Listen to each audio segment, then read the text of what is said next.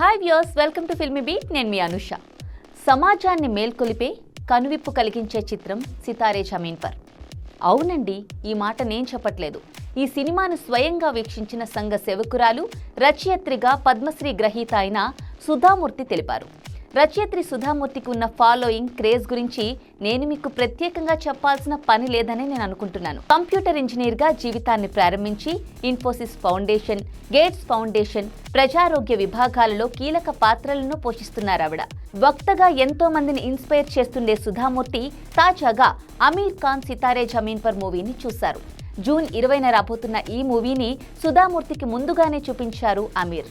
సినిమాను వీక్షించిన సుధామూర్తి మాట్లాడుతూ, మానసికంగా ఇంకా ఎదగని పిల్లల్ని, వారి మనస్తత్వాన్ని బయట సమాజం అంతగా అర్థం చేసుకోలేదు.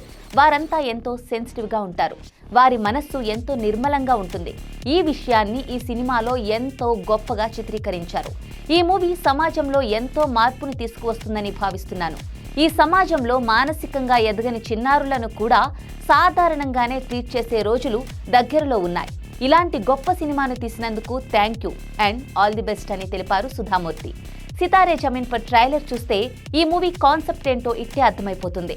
ఈ చిత్రంలో అమీర్ ఖాన్ ఓ టీచర్గా వ్యవహరించారు. అందులో ప్రస్తుత టీచింగ్ మెథడ్ గురించి సెటైర్లు కూడా వేశారు. పిల్లలు అంతా కూడా ఒకే విధంగా ఉండరని, కాస్త భిన్నంగా ప్రవర్తించేవారు కూడా ఉంటారని, వారికి కూడా విద్య చాలా అవసరం కాబట్టి వారికి విద్యను ఎలా బోధించాలో ఈ ట్రైలర్లో చూపించారు. ఇక సితారే జమీన్ పర్ ట్రైలర్ చూస్తుంటే దివ్యాంగులు, వారితో బాస్కెట్బాల్ ఆడించే కోచ్కు ఎదురైన పరిస్థితులే ఇతివృత్తంగా ఈ మూవీని తెరకెక్కించారని అర్థమవుతోంది.